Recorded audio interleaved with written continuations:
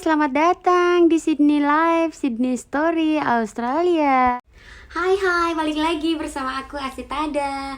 Nah, di video kali ini aku mau berbagi pengalaman aku melahirkan di rumah sakit dan bayar berapa sih di rumah sakit saat melahirkan. Apalagi kita pendatang, pasti bayar mahal. Itu pikiran teman-teman aku yang tahu gue lahiran di Australia. Oke. Kebetulan banyak sekali yang nanya, Asti berapa sih bayar di rumah sakit di Australia saat melahirkan? Kalau di Indonesia tuh mahal loh, sekitar sekian puluh juta, sekian bla bla bla. Yang sesar normal bla bla bla gitu. Oke. Jadi aku cerita dulu dari aku datang ke Australia. Aku datang dari Indonesia, aku pakai visa liburan sampai di Australia. Aku ngurus visa gantung ke suami atau dependent visa. Nah, setelah aku ngurusin semua surat-suratnya, itu sudah disarankan untuk harus pakai asuransi. Jadi wajib. Jadi setiap student yang sekolah atau setiap orang yang mau sekolah di Australia itu wajib punya asuransi. Termasuk aku juga, karena aku visa gantung ke suami, jadi aku harus punya asuransi. Nah, asuransi gue itu gue udah aktifkan pas gue apply visa, dan gue boleh hamil setelah asuransi gue berjalan selama 1 tahun. Ternyata waktu itu gue hamil saat asuransi gue berjalan baru 9 bulan gue sudah hamil. Dan gue kayak panik, aduh kalau nanti gue lahiran kan gue dibolehin hamil setelah 1 tahun, tapi baru 9 bulan gue udah hamil. Gimana nanti pas gue ngelahiran, apakah gue harus bayar sekian puluh juta atau ratusan juta?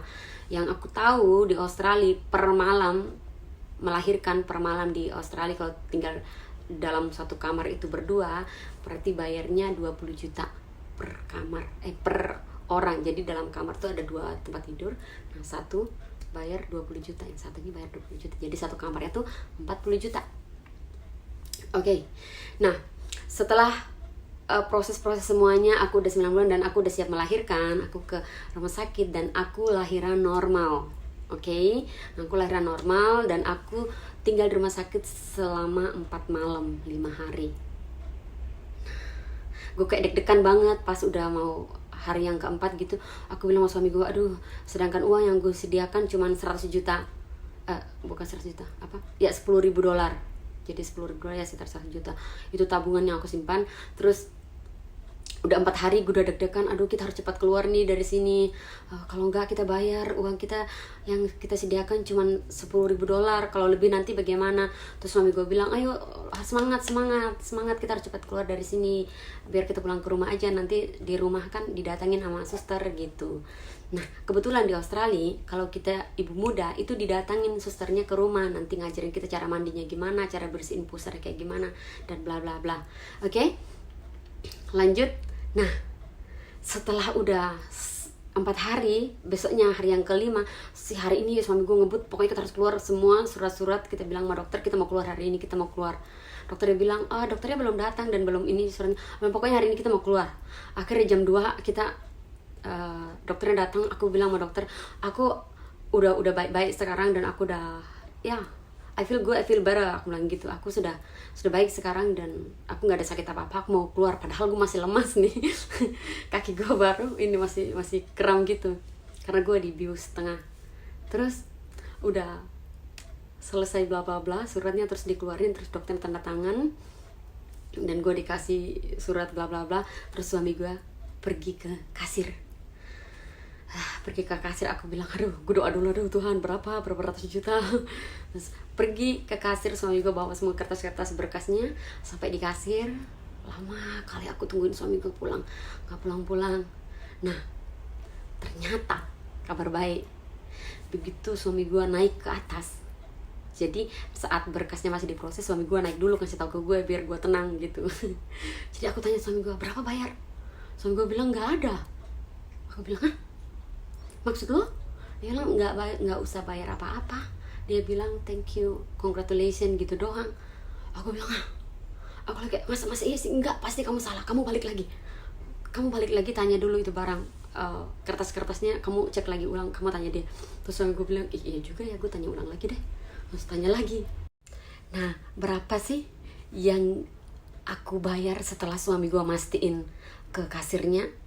mastiin berkas-berkasnya apa benar atau enggak, gratis benar atau enggak. Ternyata benar, good news, gratis total. Aku sama sekali nggak bayar 1 sen pun. Aku bersyukur banget. Terus good newsnya lagi satu, jadi aku dikasih 1 kwitansi. Jadi di kwitansi itu aku bayar $147 ke rumah sakit itu, padahal gue nggak bayar, tapi gue dikasih kwitansi.